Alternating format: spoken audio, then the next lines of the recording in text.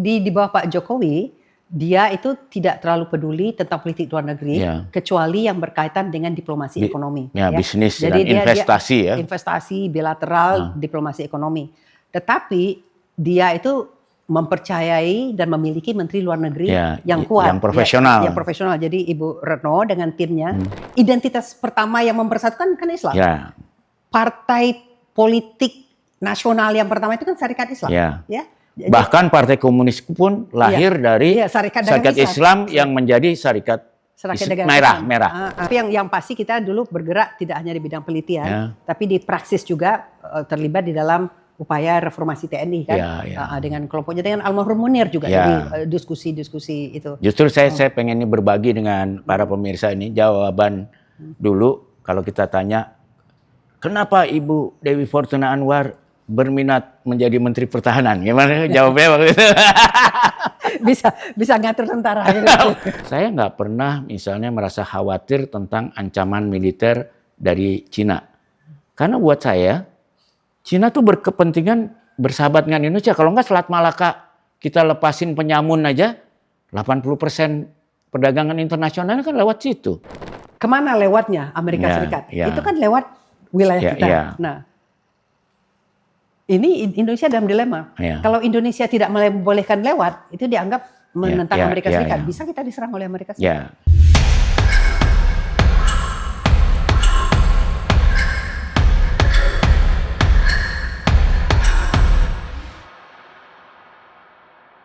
Halo teman-teman retorika, terutama sahabat BHM. Saya lupa minta izin tadi sama Mbak tamu kita hari ini, Mbak Dewi Fortuna Anwar, Profesor Doktor Dewi Fortuna Anwar.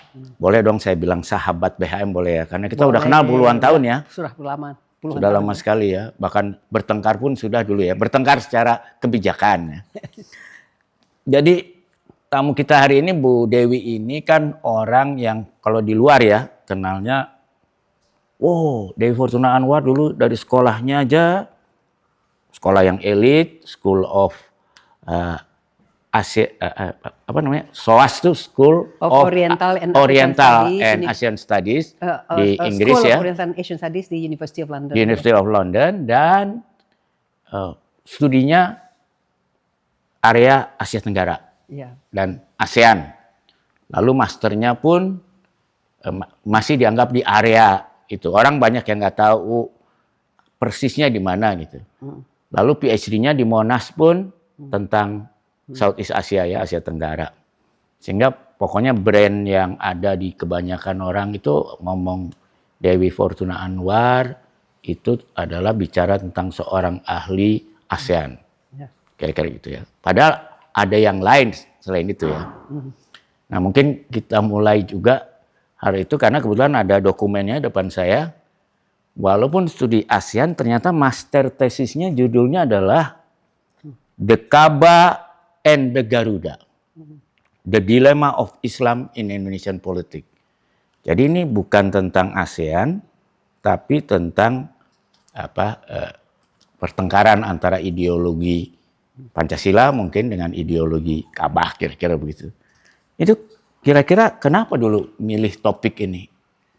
Iya, Prof.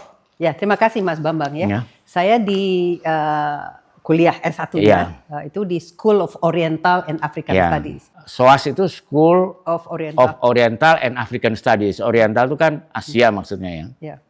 Ya, saya ngambil BA-nya itu di bidang history, sejarah Oriental and African History.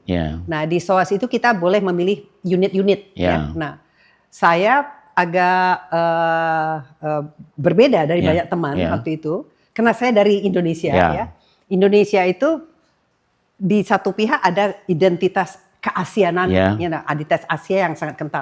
Tapi di lain pihak kita kan mayoritas Islam di bahkan dunia. Mungkin terkenal paling besar komunitas Islamnya ya. Jadi koneksi kita dengan negara-negara Islam juga tinggi. Nah, biasanya orang-orang yang mengambil unit-unit itu, kalau dia mengambil tentang Asia Tenggara, paling-paling kalau dia ingin ekspansi ke Asia Timur, begitu ya.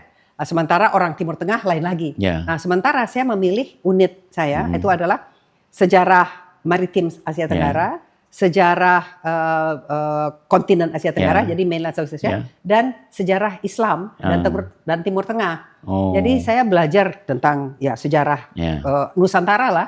Indonesia ini bagian dari Asia Tenggara. Jadi tidak khusus tentang Indonesia saja belajarnya. Saya belajar tentang sejarah maritim lah dari abad.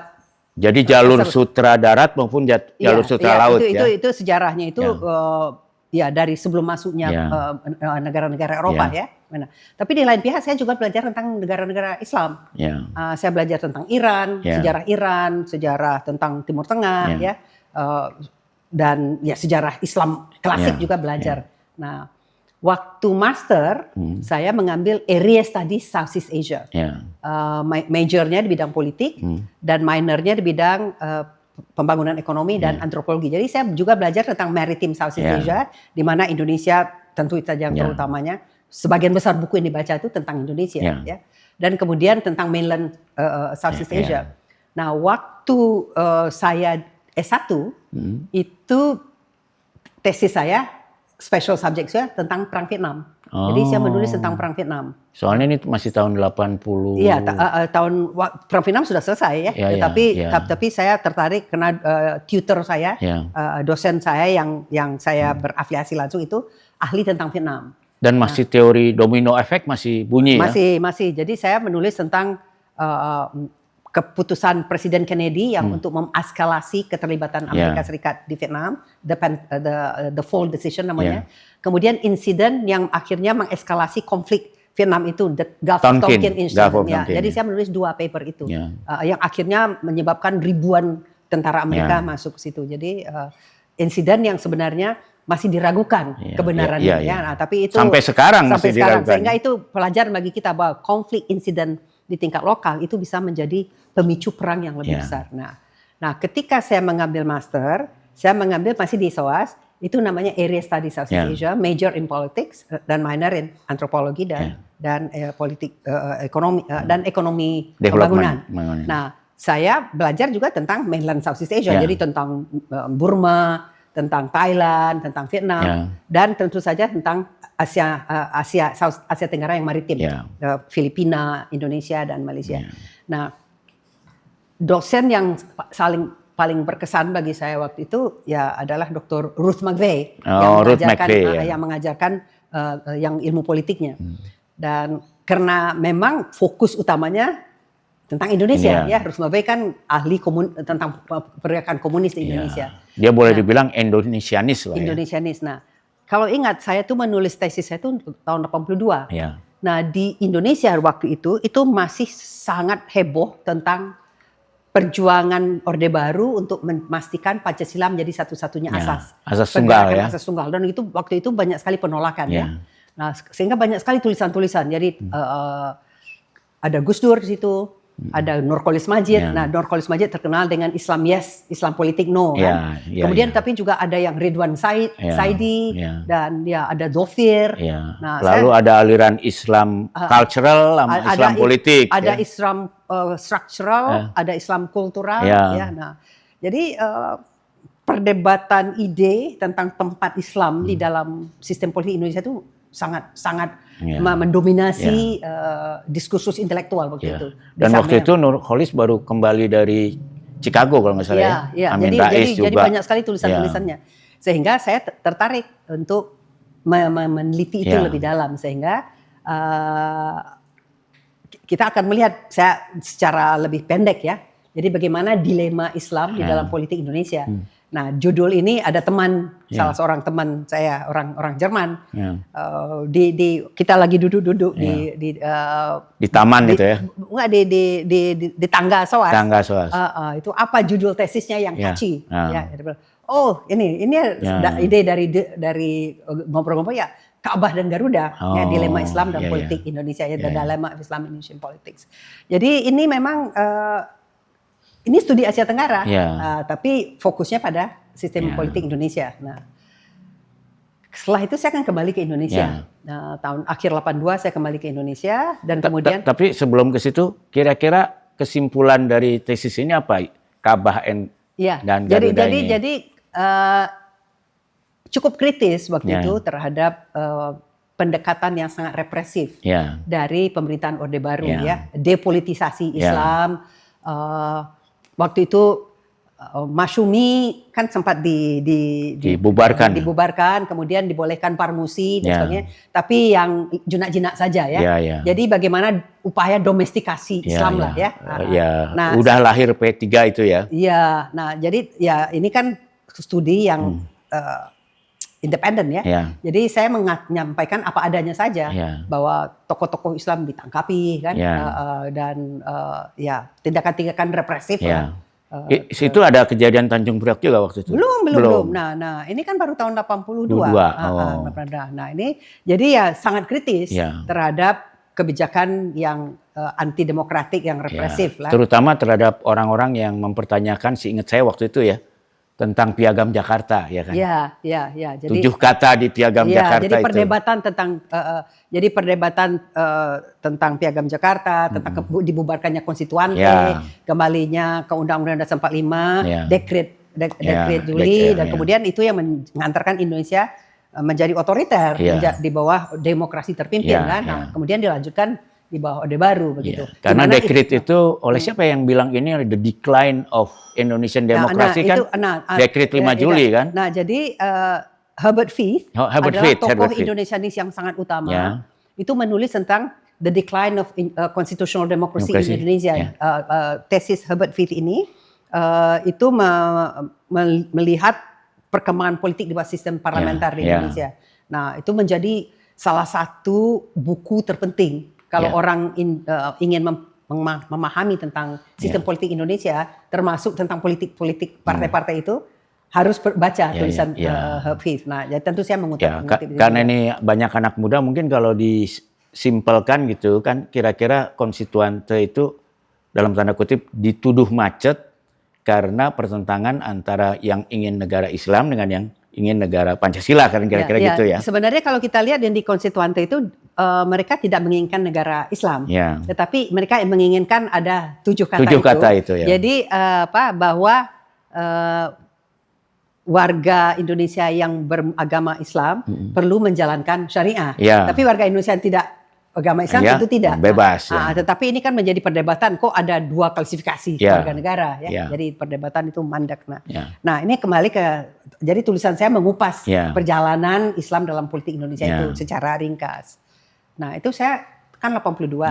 Akhir 82 saya kembali ke Indonesia, saya langsung masuk LIPI. Nah, kesimpulan dari 82 ini apa, dari tesis ini apa? Ya, saya tidak ada kesimpulan di situ kan, kita cuma memaparkan saja. Memaparkan bahwa ada dilema yang harus diselesaikan. Mungkin kalau sekarang kayak Malaka dilema bagi Cina gitu ya. Nah, karena bagi Indonesia bagaimanapun ada negara dengan penduduk mayoritas Muslim terbesar di dunia. Peran Islam adalah sebagai pemersatu, ya. Karena dari berapa banyak etnik grup kita ini, identitas pertama yang mempersatukan kan Islam. Partai politik nasional yang pertama itu kan Sarekat Islam. Bahkan Partai Komunis pun lahir dari Sarekat Islam yang menjadi Sarekat merah. Sarekat Islam merah. Jadi peran Islam sebagai pemersatu itu kuat sekali.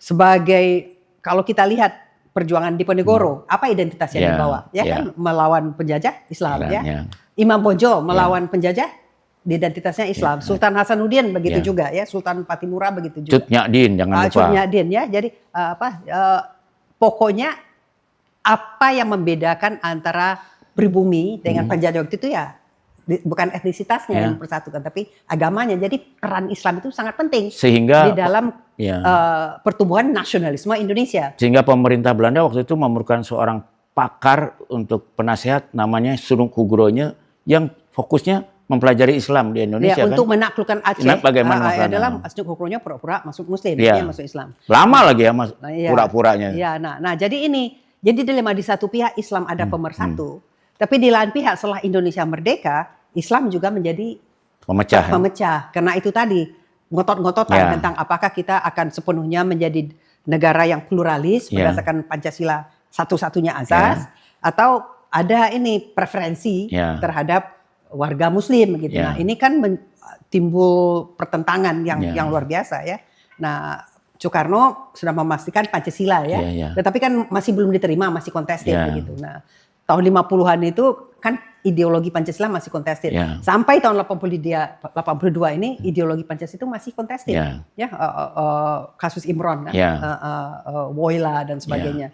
Meneruskan DITII dan sebagainya ya. Iya. Jadi ini secara sekilas memaparkan pergolakan itu ya, dan hasilnya cukup kritis juga terhadap pendekatan Orde Baru yang represif.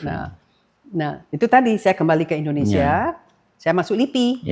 Nah, di Lembaga Riset dan Kebudayaan Nasional waktu itu direkturnya Dr. Alfian, almarhum Dr. Alfian ya.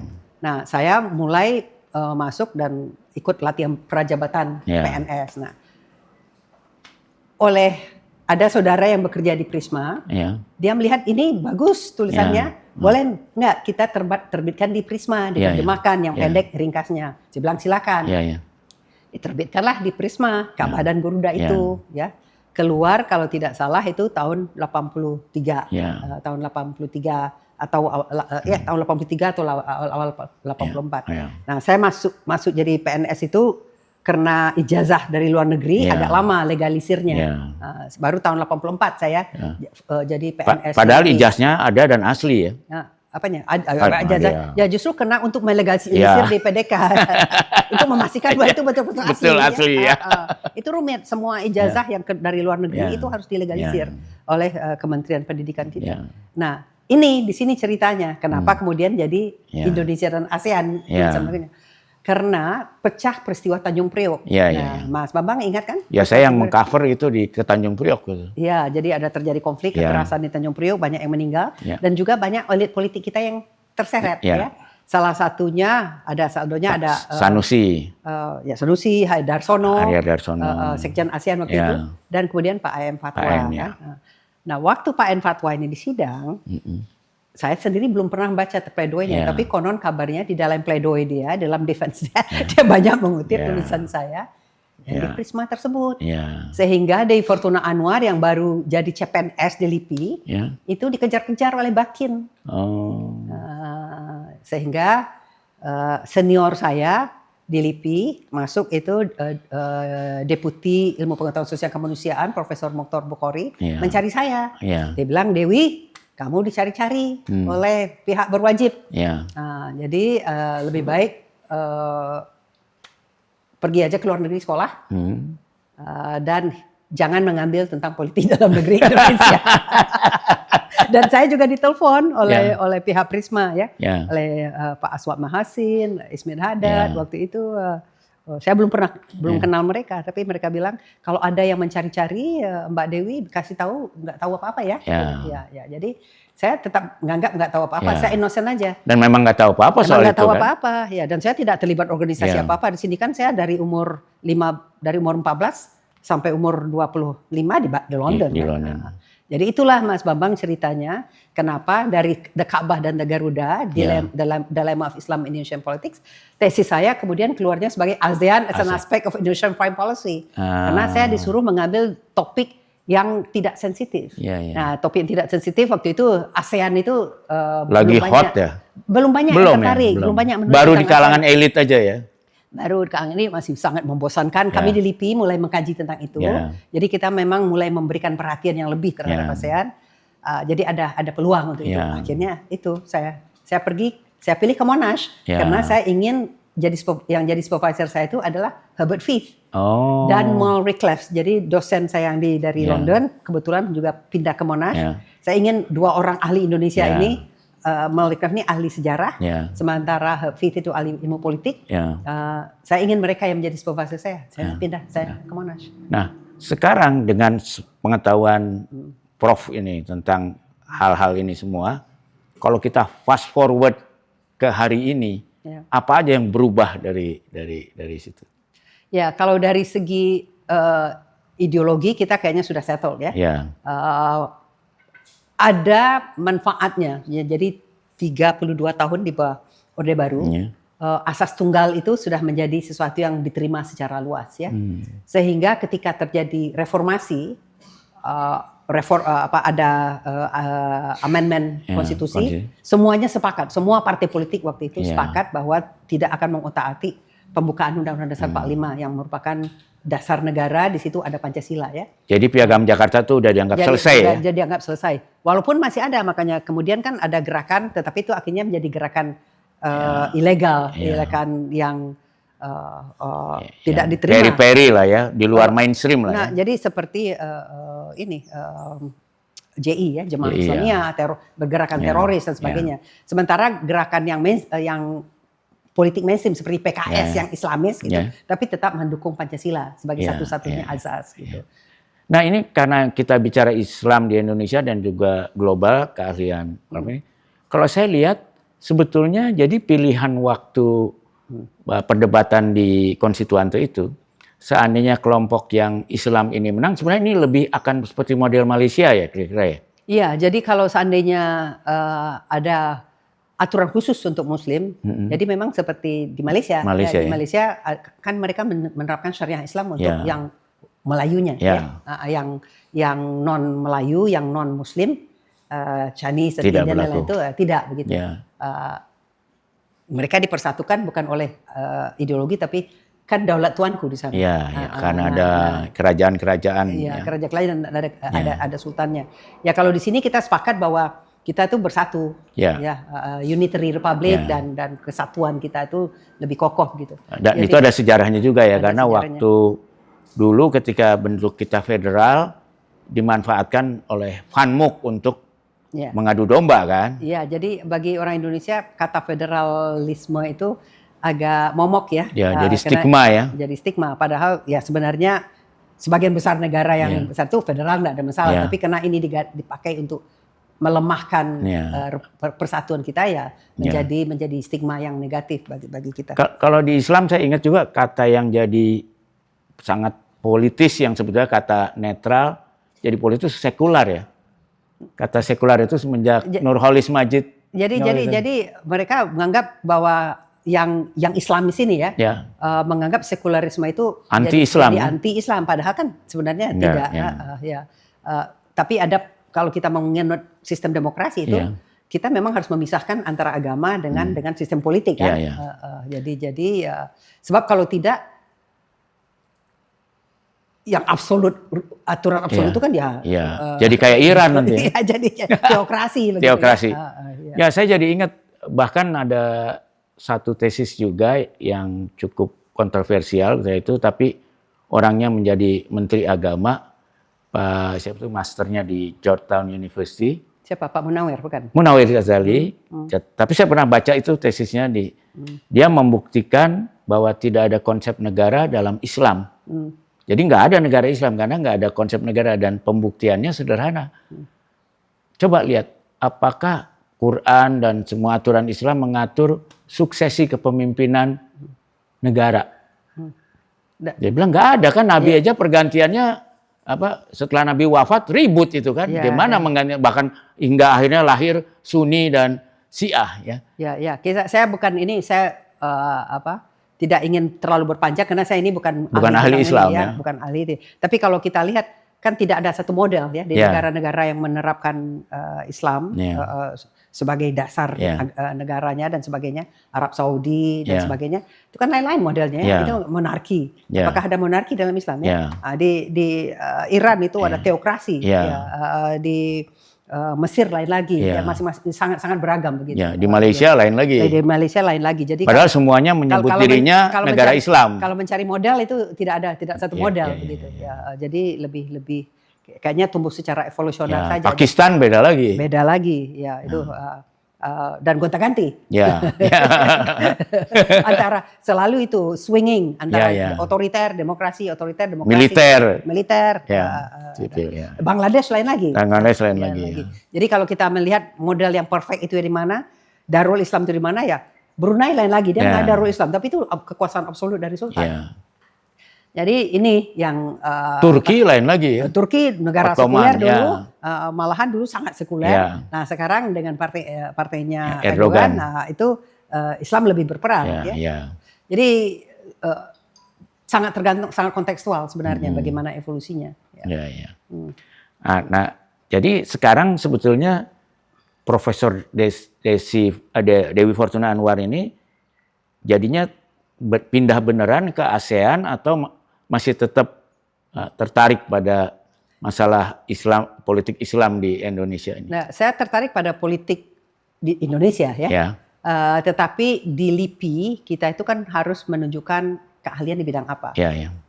Untuk KPI-nya itu harus ada jalan yang lurus. Ya. Kita dikenal sebagai ahli tentang bidang apa. Ya. Kita nggak bisa ahli semuanya. Ya. Nggak kayak wartawan ya. Iya, kalau wartawan kan generalis. Ya, jack of all trades. Ya. Jadi saya menulis, misalnya saya nulis tentang sipil dan militer. Ya. Saya menulis tentang itu, saya menulis tentang demokratisasi dan sebagainya. Tidak khusus tentang Islam lagi. Ya. Tetapi saya lebih banyak menulis tentang politik luar negeri Indonesia. Dan karena saya meneliti tentang ASEAN, saya banyak juga dikenal sebagai ahli tentang ASEAN. Ya. Kalau dulu saya juga sering berdiskusi sama Anda itu bicara tentang politik sipil militer ya. Iya. Sekarang udah ditinggalkan itu. Sudah tidak terlalu banyak karena itu tadi kalau dulu di sistem LIPI yang lama.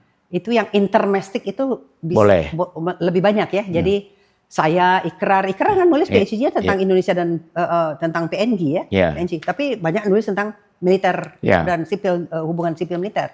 Di era sebelum awal reformasi kan kita banyak terlibat diskusi dan reformasi militer. Saya kan terlibat aktif banyak berhubungan dulu dengan elit-elit TNI. Dengan Pak SBY, dengan Pak Wiranto, dengan Pak Agus Wijoyo, Agus Wirahadikusuma, itu tidak secara teoritis tapi secara praksis. Karena kita memang bahkan saya ingat waktu zaman Pak Habibie, Anda nih nyaris jadi Menteri Pertahanan kan? Seandainya Pak Habibie kepilih lagi, itu udah jadi Menteri Pertahanan kan? Tapi yang pasti kita dulu bergerak tidak hanya di bidang penelitian, tapi di praksis juga terlibat di dalam upaya reformasi TNI kan, dengan kelompoknya, dengan almarhum Munir juga jadi diskusi-diskusi itu. Justru saya pengen berbagi dengan para pemirsa ini jawaban dulu kalau kita tanya kenapa Ibu Dewi Fortuna Anwar berminat menjadi Menteri Pertahanan, gimana jawabnya waktu itu? bisa ngatur tentara. I can order the general around ya. Jadi tapi belakangan itu semakin rigid pengkotak-kotakan di dalam penelitian itu. Jadi yang politik dalam negeri, politik lokal, spesialisasi gitu. Spesialisasi itu semakin kaku ya.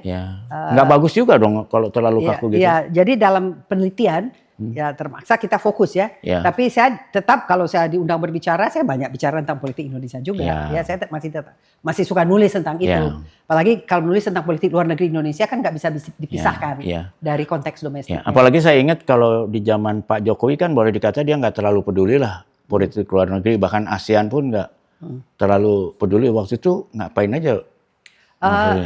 Di bawah Pak Jokowi, dia itu tidak terlalu peduli tentang politik luar negeri, kecuali yang berkaitan dengan diplomasi ekonomi. Bisnis dan investasi ya. Investasi bilateral, diplomasi ekonomi. Tetapi dia itu mempercayai dan memiliki menteri luar negeri yang kuat, yang profesional. Yang profesional. Jadi Ibu Retno dengan timnya itu diberi keleluasaan yang lebih luas ya, sehingga Kemlu dapat berperan dengan baik. Pak Joko Widodo tidak terlalu suka dengan yang multilateral, tapi dia ke ASEAN dia tetap hadir, dia selalu hadir di situ. Bahkan ke PBB aja nggak hadir ya? Dia nggak pernah hadir di PBB secara fisik, hanya lewat Zoom. Sekali aja itu pun. Jadi tetapi di lain pihak Kemlunya sangat efektif, sangat berperan, sehingga itu bisa mengimbangi. Tetapi ketika misalnya Donald Trump waktu jadi presiden, itu kan meluarkan konsep free and open Indo-Pasifik yang sifatnya lebih mengupayakan pengumpulan negara-negara yang anti-Cina. Nah, ASEAN merasa ini bisa berbahaya karena bisa mengkonfrontasikan yang pro-Cina dan anti-Cina. Perang dingin kedua lah ya. Nah, sehingga Pak Joko Widodo waktu itu mengambil peran yang cukup signifikan bahwa ASEAN harus kembali bangkit untuk memastikan bahwa kawasan Indo-Pasifik ini tetap dikelola oleh negara-negara ASEAN tetap berperan. Makanya, bukan proksi lah ya. Jadi keluarlah Indonesia dengan ASEAN Outlook on Indo-Pasifik. Itu di bawah Pak Jokowi, dia aktif di situ. Antara lain itu untuk mengcounter juga kan waktu itu ada yang dengan India segala macam, Quad, ada The Quad, yang semuanya upaya mengkonten Cina jadi dan Cina melawan tentu. Amerika, Australia, Jepang Inggris, dan India. Nah India, jadi 4. The Quad kan 4 jadi AS, Australia, India, Jepang. Nah itu di bawah Amerika bendera Free and Open Indo-Pasifik bersama konten China. Nah keluarlah ASEAN itu dimotori oleh Indonesia, termasuk Pak Jokowi dan Ibu Retno untuk memperjuangkan ASEAN Outlook on Indo-Pasifik. Zopfan juga jadi hidup lagi ya. Zopfan dihidupkan lagi. Nah, lalu kondisi berbalik.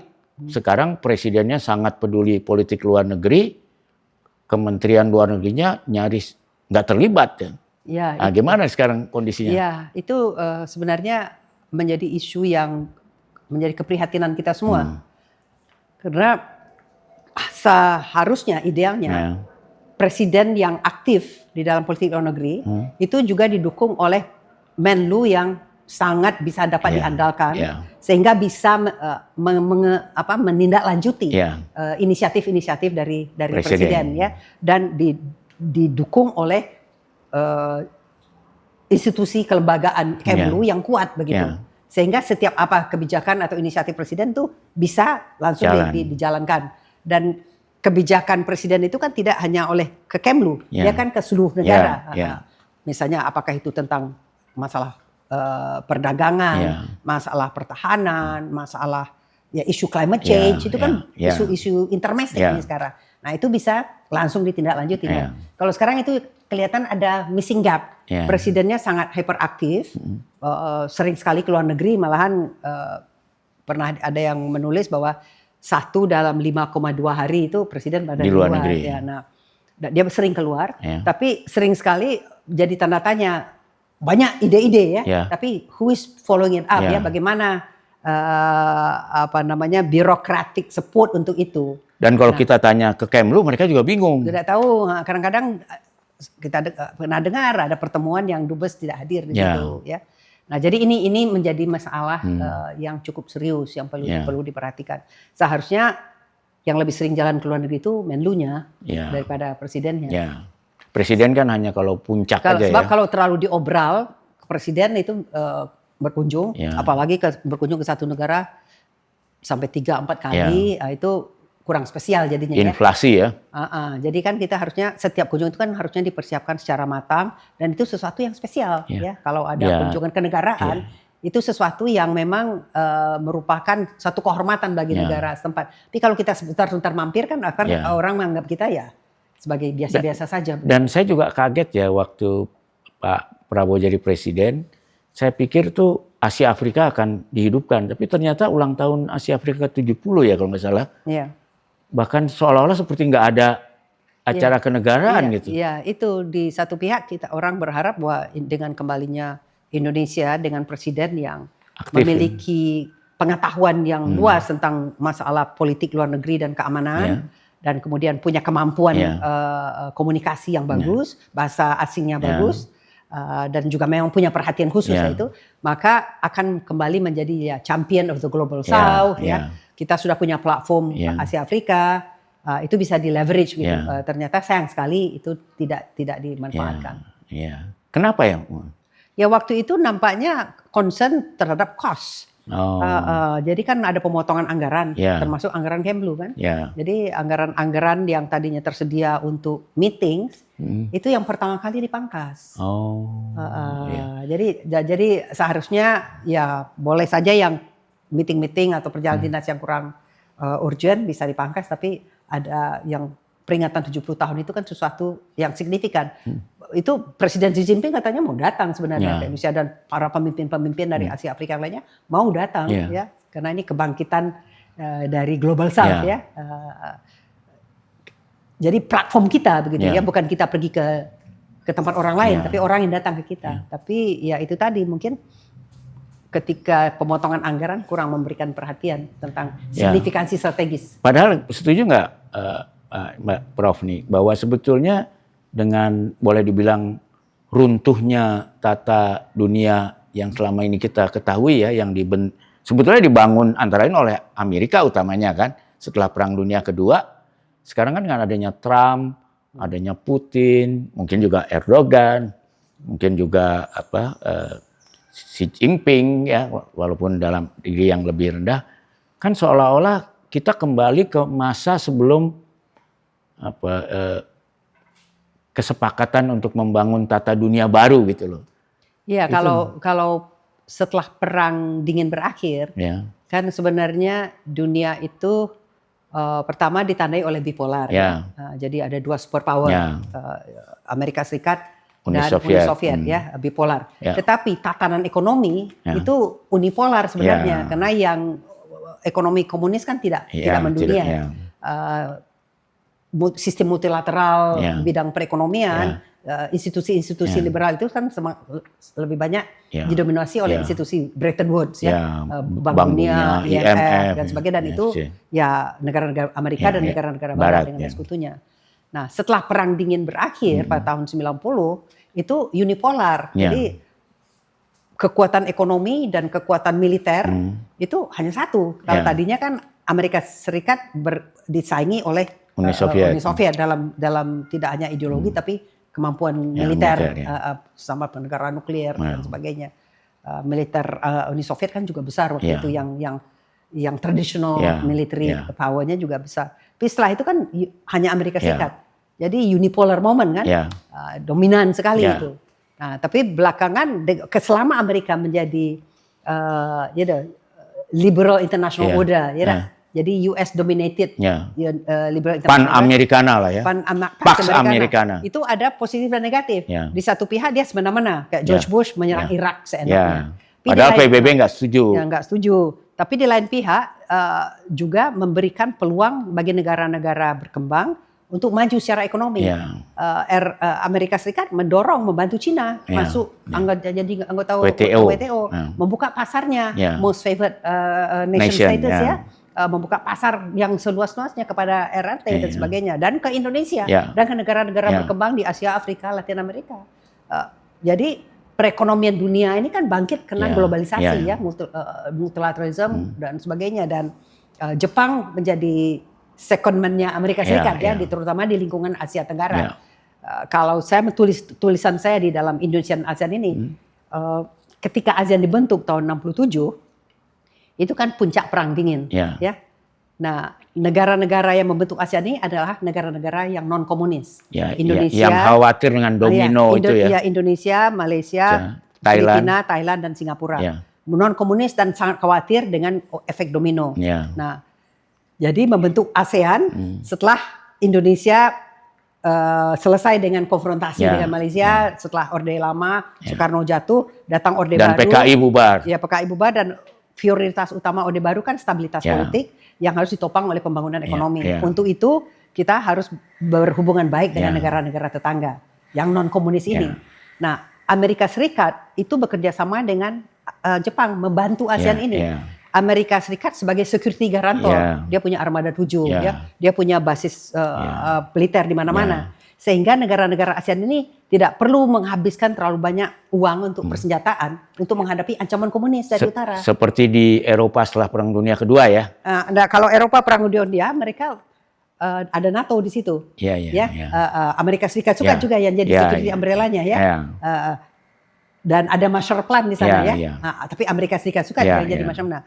Kalau di Asia Tenggara itu beda. Jadi Amerika jadi security garantornya. Jepang yang Marshall Plan-nya Yang Marshall Plan-nya Jepang. Jadi Flying Goose Formation. Flying Goose investasi Jepang di negara-negara ASEAN ini yang kita lihat bagaimana investasi Jepang ada manufacturing dan sebagainya. Terutama setelah itu setelah ada kesepakatan yang Yen-Daka itu kesepakatan yang nilai yen dinaikin gitu sehingga semua pabriknya pindah ke Asia Tenggara. Jadi kalau kita lihat itu dari Plaza Accord. Jadi kalau kita lihat dari Pentagon Paper itu disebut bahwa Amerika Serikat perlu mendukung munculnya regional kerjasama regional, Ya. dan Jepang perlu di bagian Ya. dari itu. Jadi Ya. Amerika Serikat bidang keamanan, Jepang di bidang perekonomian, trade, investment, dan negara-negara ASEAN ini diberi privilege, Ya. akses market, kemudahan investasi, beasiswa, dibantu Bank Dunia, IMF dan sebagainya. Jadi itu yang kehadiran Amerika sebagai kekuatan dominan itu membawa manfaat. Ya. Nah, belakangan Amerika Serikat menghadapi masalah karena ternyata dependensia teori tidak berjalan. Ya. Kalau dulu dependensia teori itu kan bilang bahwa negara yang periferi akan tetap jadi periferi terus. Yang in a way sebetulnya kayak Eropa ya. Eropa Barat kan tetap tergantung sampai belakangan ini kekuatan militernya pada NATO itu kan Amerika lah. Nah, kalau ini Mas Bambang, jadi kalau di dalam dependensia teori adalah pembangunan itu tidak akan menguntungkan negara berkembang. Ya, karena dia tergantung terus. Dia hanya menyediakan raw material, keuntungan semuanya dibawa oleh negara kekuatan yang memiliki kapital dan teknologi. Nilai tambahnya diambil lah ya. Tapi kenyataannya tidak semudah itu, karena ternyatanya negara periferi muncul. Jadi kompetitif juga. Jadi makanya kebangkitan Global South kan.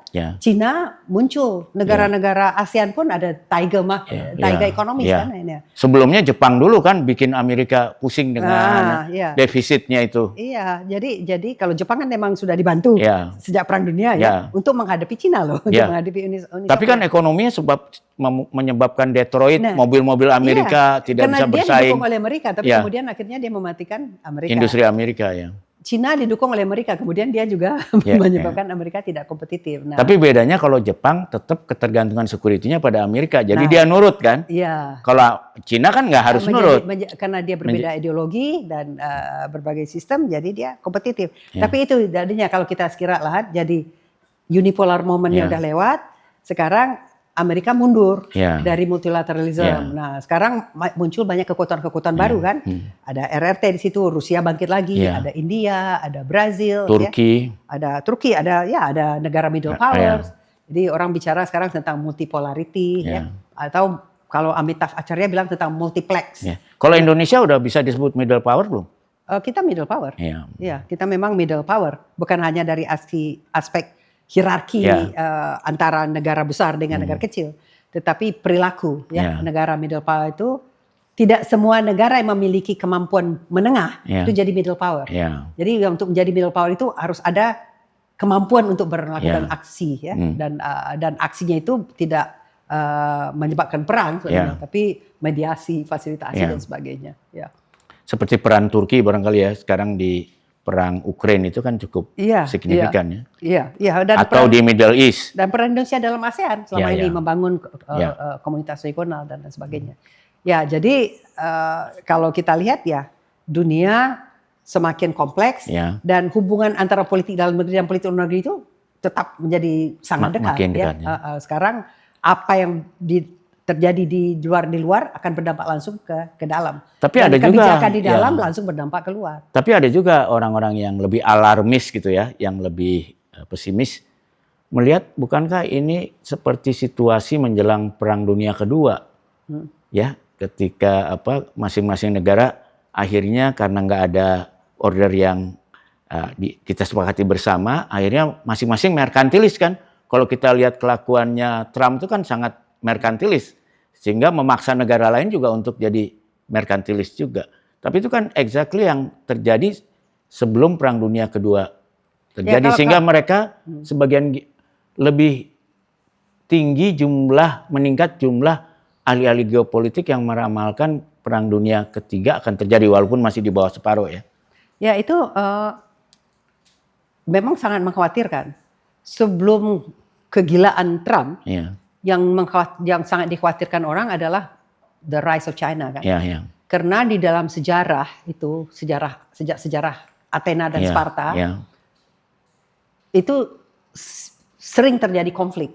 Ketika ada incumbent power yang bertahan, kemudian ada rising power. Merasa terancam. Terancamnya. Jadi menurut Graham Allison, itu Thucydides trap Jadi bahwa di dalam sejarah itu lebih banyak terjadi konflik. Ya. Ketika Karena negara yang incumbent pasti akan ingin menghancurkan negara yang negara incumbent saingan. mau bertahan Ya. dan ini negara mau rising merebut power dan itu konflik ya.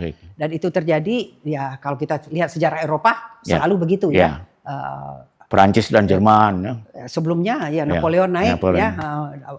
Yang paling dulu lagi ya Athens sama Sparta ya. Dan kemudian ya Polynesian ya, War kemudian Napoleon bangkit. Ya. Negara-negara lain kan nggak bersekutu untuk menghancurkan dia. Kemudian Hitler bangkit karena ada British Empire. Jerman cemburu menyebabkan Perang Dunia Pertama ya. Kemudian ketika Hitler berambisi menyebabkan Perang Dunia Kedua. Ya memang selalu ada kekhawatiran itu. Nah, jadi kita harusnya memang belajar dari sejarah dan harus prihatin terhadap semakin melemahnya institusi internasional, semakin diabaikannya hukum-hukum internasional itu memang harus jadi keprihatinan. Terus apa rekomendasi LIPI? Nah, sekarang ini ada 60 konflik terbuka sekarang. Ya kita ya kayak orang yang berkhotbah di masjid atau yang berkhotbah di gereja jadinya harus tidak pernah bosan menyuarakan tentang pentingnya negara-negara untuk mematuhi hukum internasional, untuk menguatkan institusi-institusi multilateral dan di regional menguatkan ASEAN dan untuk tidak menyerahkan diri kepada negara-negara besar saja. Nah, di sini pentingnya peranan dari middle power, koalisi antara negara-negara middle power, dan kemudian juga paling penting itu ASEAN harus utuh. Karena untuk bagaimana melindungi agar Asia Tenggara ini stabil, ya negaranya jangan dipecah belah kan. Kalau dulu perang Vietnam itu kan ada proksi, jadi komunis menggunakan Vietnam dan negara darat Kamboja, Laos gitu. Sementara Amerika menggunakan proksinya negara laut maritim dan sebagainya. Atau kalau di Vietnam itu yang Vietnam Selatan gitu. Jadi ASEAN sudah sepakat bahwa kita harus mempertahankan otonomi strategis, jangan membiarkan kawasan ini menjadi kawasan konflik, jangan negara-negara ini menjadi proksi ya. Karena bagaimanapun ASEAN ini kan negara-negaranya sangat berbeda-beda. Ada yang sangat dekat dengan Amerika Serikat seperti Filipina. Ada yang sangat dekat dengan RRT seperti Laos, Kamboja, Laos ya. Nah, Myanmar juga sekarang. Nah, ada yang bebas aktif seperti Indonesia. Ada yang kejepit kepentingan bisnisnya sama Cina, tapi kepentingan security-nya sama Amerika kayak Vietnam ya. Kayak Indonesia juga begitu kan? Ya. Nah, jadi harus pandai, harus pandai menitibui lah itu. Wah, ini keluar Minangnya ini. Ya, jadi makanya ketika orang bertanya mana yang lebih penting, ASEAN, Indonesia aktif di ASEAN atau Indonesia aktif di tingkat global, dia bilang itu nggak boleh dikontradiksikan. Indonesia itu akan bisa bermain lebih efektif di tingkat global kalau kita bisa mengamankan lingkungan kita. Itu sama dengan kita tinggal di lingkungan RT ya. Kita akan selalu bermata ke belakang kalau seandainya RT kita itu tidak aman, kalau hubungan kita dengan tetangga tidak baik. Kita akan menghabiskan banyak uang untuk pasang pagar yang tinggi, satpam yang galak, anjing yang galak begitu ya. Pagar yang tinggi ya, pakai CCTV gitu ya. Nah, jadi lingkungan RT kita itu adalah ASEAN ya, RT dan RW kita itu adalah Asia Tenggara ini. Itu yang perlu kita amankan. Jangan sampai negara tetangga kita terdekat itu misalnya jatuh ke pelukan negara jadi kuat yang lain, jadi proksi. Jadi kita harus membangun kekuatan itu. Bagaimana caranya? Dengan semakin integrasi ekonomi yang lebih baik, kerjasama politik yang lebih baik, kerjasama keamanan yang lebih baik. Baru kita kemudian memilih secara selektif apa yang kita bisa lakukan di tingkat global dengan mengukur kemampuan kita yang real. Jangan kita main kemana-mana. Ini saya mau tanya begini, pengalaman dari peristiwa Selat Hormuz ya. Kan negara Iran kalau dibandingin kekuatan Amerika, apalagi digabung dengan Israel secara militer, nggak ada apa-apanya lah gitu ya. Tapi karena posisi geografinya di Selat Hormuz yang menguasai 20% jalur minyak dunia, belum lagi gas, belum lagi helium dan sebagainya, maka terjadi yang sebut sekarang perangnya asimetri kan. Kekuatan militer yang kuat, hebat, orang belum tentu bisa memenangkan perangnya, mungkin memenangkan pertempurannya ya, win the battle, tapi not necessarily win the war. Nah, kita kan lebih gila lagi. Kita punya 4 slot. Ada Selat Malaka, ada Selat Sunda, Selat Makassar, Selat Lombok. Dan bagi saya nggak pernah misalnya merasa khawatir tentang ancaman militer dari Cina. Karena buat saya, Cina tuh berkepentingan bersahabat dengan Indonesia. Kalau nggak Selat Malaka kita lepasin penyamun aja, 80% perdagangan internasional kan lewat situ. Ya kan? Bunuh diri lah kalau dia Selat Hormuz saja Amerika nggak bisa naklukin Iran ya. Nah jadi tapi di lain pihak itu jadi menyebabkan kalau ada konflik antara Cina Amerika, kita nggak susah untuk lepas dari situ karena slok ini pasti berebut mereka kan. Ya, pertama ini ya tentang Selat Hormuz ya. Pertama tentang perang terbuka antara satu negara besar dan negara kecil dan selalu menganggap bahwa negara besar itu akan menang. Dalam abad ke-20 tidak ada ya. Itu setelah Perang Dunia berakhir ya. Rusia kalah di Afghanistan, terusir. Amerika kalah di Vietnam. Apa sih? Di Afghanistan juga kalah. Ya, kemudian di Afghanistan dia kalah. Perang Vietnam sekian puluh tahun kan kalah Amerika Serikat di situ. Jadi ada bedanya ya. Ketika negara besar ingin menguasai satu negara yang lebih kecil, dia melupakan sesuatu. Apa yang dia lupakan? Negara yang kecil ini mempertahankan independensinya. Dia mempertahankan harga diri dan hidupnya dalam jangka panjang. Jadi dia akan berjuang mati-matian. Sementara bagi negara yang pendatang itu ada cost. Political cost di rumah. Ada ekonomi ngapain cost. lo perang di sana gitu kan? Jadi Amerika mundur dari Vietnam itu bukan karena dia kalah secara militer, tetapi rezim politik di Amerika udah berubah. Kan demonstrasi terus-terusan. Uni Soviet juga di Afghanistan kalah karena protes ibu-ibu di sana kan. Karena bilang ngapain di sana anak terbunuh, uang habis, mendingan untuk membangun ekonomi kita di rumah ya. Sementara bagi orang yang ada di situ, sama dengan orang Indonesia, kita akan berjuang sampai titik darah penghabisan. Jadi jarang orang yang menjajah itu akan bisa bertahan selama-lamanya di situ. Kecuali Israel ya udah cukup lama bertahan tuh. Ya, dia karena itu rumah dia ingin menjadikan itu rumah dia. Dia bukan numpang bukan lewat. Bukan jauh ya. Dia mati-matian itu karena dia ingin menjadi itu rumah dia dan ingin memperluas pekarangan terus ya.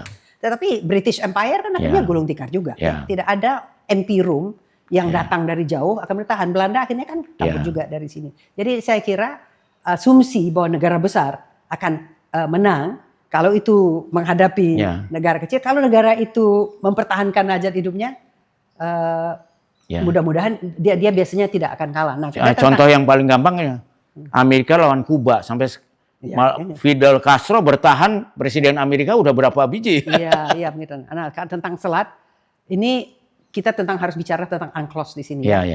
Iran itu menandatangani UNCLOS, tapi tidak pernah meratifikasi UNCLOS ya. Nah, jadi kemudian dia menutup itu sebagai satu strategi, tetapi itu tidak boleh dijadikan contoh. Jalan tol. Karena tidak boleh dijadikan contoh. Kita akan tutup Selat Malaka ya. Kenapa? Sebelum ada UNCLOS, tidak ada negara kepulauan. Ya. Di dalam undang-undang aturan lama itu Indonesia ini dipisahkan oleh laut. Masing-masing pulau itu hanya punya 3 mil laut. Laut Jawa itu adalah laut internasional. Ya. Jadi kita itu bukan satu kesatuan. Selat Sunda aja masuk wilayah internasional. Jadi kapal internasional bisa lalang pergi ya. Indonesia lah yang dengan melalui deklarasi Juanda tentang wawasan Nusantara. Pak Mohtar Sumat Maja Juanda tahun 57 dengan deklarasi Juanda. Kemudian Indonesia mulai memperjuangkan UNCLOS ini. Itu tokoh utamanya itu adalah Muhtar Kusmamaja, Hashim Jalal itu memperjuangkan mati-matian agar Indonesia diakui sebagai negara kepulauan. Nah, itulah UNCLOS yang akhirnya disetujui tahun 82 dan diratifikasi oleh Indonesia tahun 85. Tapi belum diratifikasi oleh Amerika. Nah, sebentar Mas Bambang ya. Biaya yang harus dibayar oleh Indonesia untuk mendapatkan hak terhadap negara kepulauan adalah janji di dalam UNCLOS bahwa semua selat yang disediakan itu dibuka. Indonesia membuka ALKI namanya, alur laut kepulauan Indonesia, ya. Nah, dan kalau Selat Malaka itu kan selat internasional, tapi ada Selat Sunda, ada Selat Lombok, ada Selat Makassar itu adalah ALKI Indonesia yang secara legal dikatakan oleh Indonesia bisa dipakai. Jadi jangan main-main dengan. Tapi dengan satu syarat, dipakai untuk lalu lintas damai. Dipakai lalu lintas damai. Nah, Ya, ini yang jadi kalau kita misalnya perang sama RRT, kapal RRT lewat situ, ya itu boleh diserang. Nah ini jadi jangan main-main ucapan-ucapan liar. Karena kalau kita sendiri memperlemah UNCLOS, kita justru memperlemah legal standing kita tentang negara kepulauan. Jadi ini sekarang ini kan sebanyak wartawan dan para pengamat yang tidak kurang mendalam bahwa kita itu yang mati-matian memperjuangkan negara kepulauan, tapi janji legal komitmennya adalah itu membuka alur-alur itu.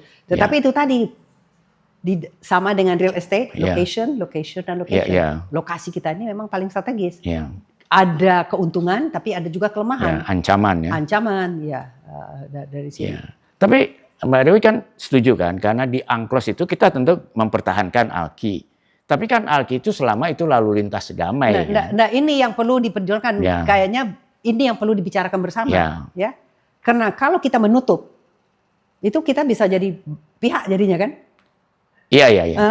jadi bukan artinya kita nggak boleh menutup atau pakai jalan tol. Ini yang menjadi problem ketika AUKUS jadi Australia, Amerika dan UK menciptakan AUKUS untuk memberikan bantuan kepada Australia membangun submarine kapal selam Nah, Indonesia kan protes karena itu bisa melemahkan komitmen anti nuklir dan sebagainya. Tapi ada kekhawatiran. Indonesia kalau Australia akan terlibat konflik langsung di Laut Cina Selatan, dia kemana lewatnya kan? Kan lewat kita. Nah, itu bisa menyeret kita Indonesia, kan? Nah, itu bisa menjadi seandainya terjadi konflik di Taiwan, di Selat Taiwan, kemana lewatnya Amerika Serikat? Itu kan lewat wilayah kita. Nah, ini Indonesia dalam dilema. Kalau Indonesia tidak membolehkan lewat, itu dianggap menentang Amerika Serikat. Bisa kita diserang oleh Amerika Serikat. Kalau kita membiarkan itu lewat, bisa dianggap oleh Cina kita terlibat. Nah, jadi ini saya kira PR berikutnya bagi para ahli hukum ini untuk membicarakan protokol tentang pemanfaatan ALKI ketika suasana perang. Tapi itu bisa lihat pengalaman Turki di Black Sea kan itu. Dia kan yang menguasai jalur Bosporus itu. Iya kan? Sehingga armada Rusia juga nggak bisa lewat. Nah, itu beda Mas Bambang. Jangan ini kita bicara rejim UNCLOS. Itu rejim lain lagi itu. Karena Turki itu bukan negara kepulauan Jadi kalau kita ini bicara UNCLOS ada. Jadi tapi ada paradoknya juga, Mbak. UNCLOS itu tidak diratifikasi oleh Amerika. Amerika tidak meratifikasi UNCLOS karena dia ingin mempertahankan freedom of movement-nya itu. Bukan. Karena kan ada 4 keputusan UNCLOS. Salah satunya itu kalau ada harta karun di laut bebas, laut internasional, kan kalau menurut UNCLOS, maka itu harus dibagi 2, lalu kemudian yang mengeksplor itu dapat separuh, yang separuh jatahnya internasional, tapi yang milih bagian yang mana itu yang internasional yang milih. Tapi paling utamanya itu yang menyebabkan Senat Amerika nggak mau ratifik. Tapi salah satunya itu karena ada freedom of navigation-nya itu. Cuman ini ironinya kalau di Laut Cina Selatan Cina meratifikasi UNCLOS tapi mengabaikannya. Karena dia tetap ngotot tentang 9 dash line-nya itu. Justru itu kan paradoknya. Amerika tidak meratify tapi dia memperjuangkan freedom of navigation yang adalah jiwanya UNCLOS. Cina meratify UNCLOS, tapi dalam prakteknya dia melanggar UNCLOS gitu kan. Itu adalah hal-hal yang Indonesia dan ASEAN itu harus terlibat aktif di dalam diskusi-diskusi termasuk misalnya diskusi tentang UNCLOS in time of conflict itu. Atau perlu nggak kita belajar dari pengalaman Swiss? Dia walaupun berada di tengah perang dunia kedua kan dia bisa bertahan netral bahkan jadi tambah kaya. Ya Mas Bambang, kita kan bicara tentang geografi. Orang nggak lewat Alpen. Tapi kalau terjadi konflik di Indo-Pasifik pasti lewat. Tapi kan itu perbatasan dari negara-negara yang berperang kan. Dan jangan lupa Austria kan sekarang juga netral kan, makanya dia nggak mau ikut dengan Eropa. Makanya kita zone of peace, freedom and neutrality. ASEAN selalu pilihannya no choice ya. tidak memihak. Kenapa nggak BRIN yang bikin itu apa? Simposium apa yang harus dilakukan oleh Indonesia kalau terjadi perang dunia? Ya, kita dengan banyak pihak, tidak hanya BRIN saja ya. Kita hal-hal seperti ini harus didiskusikan. Kalau usul Anda apa? Ya, kalau pilihan Indonesia sudah menurut saya pas itu, dan ini dibawa oleh Indonesia ke ASEAN itu bebas aktif. Strategi otonomi, non-alignment. Zopfan juga ya? Ya, Zopfan itu kan pilihan dari ASEAN ya. Tapi itu otonomi strategis itu. Not siding, not taking side itu pilihan yang paling tepat. Jadi misalnya kan ini ada concern ini. Di dalam ASEAN kan ada Filipina yang merupakan sekutu Amerika Serikat. Nah, ini akan menjadi isu seandainya terjadi konflik antara Amerika Serikat dengan RRT. Karena nanti sekutu kan biasanya bisa dipakai sebagai basis, sama dengan Jepang juga, Korea Selatan juga. Nah, sementara ASEAN pilihannya adalah non-alignment, ASEAN secara keseluruhan. Jadi ASEAN harus bisa berbicara. Dan ASEAN nggak punya mekanisme untuk mengeluarkan anggota ya? Nah, kenapa kita harus mengeluarkan anggota itu ya? Nah, dalam hal ini. Kalau anggota yang sudah tidak satu prinsipal kan harusnya bisa dong. Jadi di ASEAN itu kan sangat beragam. Ya. Tapi kan ada prinsipal kesamaannya kan. Ya, jadi ada komitmen untuk semua negara Asia Tenggara bagian dari ASEAN ya. Nah, tidak ada mekanisme di ASEAN untuk mengeluarkan anggota. Kalau ada, harusnya Myanmar sudah keluarkan, sudah berkali-kali melanggar ya. Tetapi juga upaya kita adalah untuk memastikan bahwa Asia Tenggara itu tidak terpecah-pecah. Nah, justru kalau kita dikeluarkan nanti justru. Atau kan kita harus punya opsi ya, yang kesepakatan bersama. Saya ingat waktu kasus perang sipil di Kamboja, kan semua orang invasi Vietnam masuk ke Kamboja kan, sebagai proksi, dianggapnya masuk Kamboja lalu mendirikan pemerintahan boneka. Lalu seluruh ASEAN kan waktu itu minta supaya Vietnam keluar dong, kan nggak boleh invasi negara lain. Tapi Indonesia waktu itu dikasih spesial status sebagai interlokutor, ingat kan pasti, untuk punya hubungan khusus dengan Vietnam supaya jangan sampai komunikasi terputus. Dan Indonesia waktu itu menerima, karena Indonesia juga ada kepentingan. Vietnam ini kan buffer zone kita terhadap Cina juga gitu ya. Nah kan siasat-siasat seperti itu mestinya bisa dikembangkan kan? Bisa banyak. Dan itu sebenarnya bukan ASEAN memberikan ke Indonesia secara ide ASEAN ya, karena itu dimulai oleh Indonesia. Iya, tapi bisa dibujuk gitu kan? Jadi maksudnya Kemlu ikut ASEAN waktu itu menekan Vietnam kan, karena Thailand sangat anti Vietnam. Tetapi TNI Pak Benny Murdani waktu itu di bawah perintah Presiden sama Presiden Soeharto membuka jalur komunikasi dengan Vietnam ya. Kemudian Indonesia menjadi tuan rumah Jakarta Informal Meeting dan sebagainya. Nah, dan karena itu ASEAN kemudian menuju Indonesia secara resmi jadi interlokutor. Ini memang peran Indonesia yang bisa dimainkan, karena Indonesia dengan bebas aktifnya punya hubungan baik dengan Vietnam, dengan banyak pihak. Nah, ini yang sekarang agak kurang dimainkan oleh Indonesia. Nah, sekarang saya mau masuk satu hal yang mungkin juga banyak dibicarakan. Bagaimana Mbak Dewi melihat peran Indonesia masuk ke Board of Peace?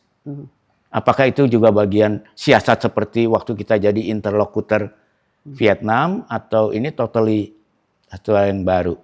Ini memerlukan analisis yang multi level sebenarnya. Ya, makanya saya tanya profesor yang paling hebat ini kan. Nah, jadi di satu pihak kita lihat komitmen Indonesia untuk mendukung kemerdekaan di Palestina itu merupakan harga mati lah yang sudah konsisten ya. Di pertemuan Asia Afrika di Bandung tahun 55, masalah Palestina itu sudah disebut ya. Nah, bagi Presiden Prabowo pribadi, masalah Palestina ini menjadi agenda yang penting di dalam janji politiknya ketika dia berpidato mencalonkan diri jadi presiden. Semacam MBG-nya politik luar negeri lah ya. Luar negeri itu adalah dukungan pada Palestina, solusi dua negara ya. Kemudian pidato pertama dia di sidang umum PBB menunjukkan komitmen yang sangat besar untuk melakukan, tidak hanya mendukung secara verbal atau memberikan dukungan teknis, tapi Indonesia siap katanya mengirimkan 20.000 tentara apabila diperlukan. Jadi sebagai peacekeeper tapi bukan perang. Kalau saat Indonesia itu hanya terlibat dalam peacekeeping. Indonesia secara undang-undang tidak akan pernah terlibat dalam peacemaking. Ya, kita tidak terlibat di dalam pertempuran. Ya. Nah, jadi ini menunjukkan bahwa itu inisiatif dari Indonesia sendiri. Jadi memang, tapi peacekeeping itu kan hanya kalau ada peace yang bisa di-keep ya. Jadi kalau sudah ada kesepakatan damai, memerlukan tentara seperti kayak di UNIFIL di Lebanon sekarang, ke Indonesia siap mengirimkan tentara. Nah, kemudian ide Board of Peace itu kan tadinya muncul dari kesepakatan Dewan Keamanan PBB bahwa akan ada satu Board of Peace ini. Yang aristokrasinya orang Palestina ya kan. Hanya pada perkembangan selanjutnya ini semacam dibajak oleh Trump sebagai pribadi. Karena dia betul-betul menguasai terms of reference dari Board of Peace dan kemudian berkembang kemana-mana, tidak hanya isu Palestina, tapi malahan isu Palestina tidak disebut. Karena dia ada Abraham Accord itu kan. Nah, tapi di dalam Board of Peace, kata Palestina itu sendiri tidak disebut. Dia berbicara ingin mendamaikan negara-negara yang berkonflik. Nah, membangun Gaza. Di Board of Peace itu sendiri tidak spesifik berbicara tentang penyelesaian konflik di Gaza itu. Dan ini yang menyebabkan negara-negara P5 lainnya tidak mau ikut ke Board of Peace. Karena mereka menganggap ini bisa mengambil alih peran DKPBB. Karena ini ingin mandatnya yang lebih besar dan sebagainya. Nah, bagi Indonesia, bagi Presiden Prabowo sendiri, kemudian itu bukan hanya masalah isu Palestina. Ada keinginan, jadi kan kita lihat, jadi sekutu-sekutu Amerika tidak ada yang masuk ikut Board of Peace. Australia nggak mau masuk, Inggris nggak mau masuk, Perancis nggak mau masuk. Tapi malahan negara-negara oki masuk. Jerman nggak mau masuk. Yang masuk justru negara-negara Islam. Negara-negara Islam. Nah, ada negara Abraham Accord itu. Nah, ini nampaknya di satu pihak concern terhadap Palestina supaya mungkin ada yang berbicara terhadap Palestina. Tapi kemudian ini juga ada isu lain, yaitu upaya untuk mendapatkan dukungan dari Trump. Dalam urusan tarif. Ini kan pada saat yang sama kan ada tarif. Jadi mungkin terutama Pakistan ya. Indonesia, Pakistan. Jadi ada kalkulasi lain. Jadi untuk supaya tidak mendapatkan murka gitu dari Trump. Ini salah satu cost-nya. Tapi kalau kita lihat di Indonesia, termasuk Tempo sendiri menulis dan banyak survei-survei, rakyat Indonesia kan sangat antipati. Kenapa antipati? Karena itu tadi masalah penyelesaian masalah Gaza, status Palestina sama sekali tidak disebut. Tapi uniknya Israel sendiri tadinya nggak mau masuk ya, karena ada Turki dan ada Qatar di situ duluan. Iya, tetapi yang jelas teman-temannya Trump sendiri dan negara Barat nggak ada yang masuk. Karena tapi yang saya unik di sini, kan kita udah lihat sekarang ternyata Hamas mendukung, kan dia harus membangun otorita birokrasi yang orang Palestina yang independen. Nah, Hamas ternyata mendukung otorita ini. Kalau saya terus terang saya agak agnostik soalnya. Karena di satu pihak saya bisa paham, kan itu MUI, Muhammadiyah, NU, NGO kan memprotes itu keanggotaan Indonesia di Board of Peace dan meminta supaya Indonesia keluar. Prof Hikmawan itu ya? Iya, hampir semuanya memprotes. Dino Jalal. Ya pokoknya, tapi di lain pihak, saya juga bisa paham bahwa di dalam Board of Peace itu kalau tidak ada temannya Palestina, siapa yang bisa memperjuangkan perdamaian Palestina? Jadi Indonesia dengan negara-negara Arab Saudi, ada Mesir di situ, ada Pakistan di situ dan sebagainya, paling kurang bisa penyambung lidah rakyat Palestina lah begitu. Jadi ini kalau bahasa NU ini adalah solusi buruk. Tapi yang terbaik di antara yang buruk, kira-kira gitu ya. Terbaik di antara yang buruk, tetapi itu tadi Presiden sendiri kan sudah mengatakan dia akan memantau bagaimana perjalanannya. Kalau ini tidak membawa manfaat bagi Palestina, Indonesia akan mundur. Tapi kalau kita lihat, apalagi kalau suruh bayar. Apalagi kalau suruh bayar. Kan katanya kalau mau jadi anggota permanen suruh bayar. Anggota permanennya itu, dan Trump kan menganggap bahwa dia akan jadi ketua selama-lamanya. Seumur hidup. Seumur hidup. Dia nggak jadi presiden pun nggak jadi ketua. Jadi ini kan sudah aneh ya. Nah, makanya negara-negara lain tuh tidak mendukung. Oke, ini sangat menarik sekali ini. Jadi tapi kita seperti biasa macam-macam dan kita akan harus segera menutup. Tapi saya ingin kembali ke masalah yang lebih personal aja ya. Ini kan boleh nggak saya bilang Anda ini adalah memang satu contoh tentang kalau saya cerita tuh di cerita Socrates, bukan Plato dulu menuliskan ada apologia, ada manusia alegori gua gitu ya, caveman allegory cave.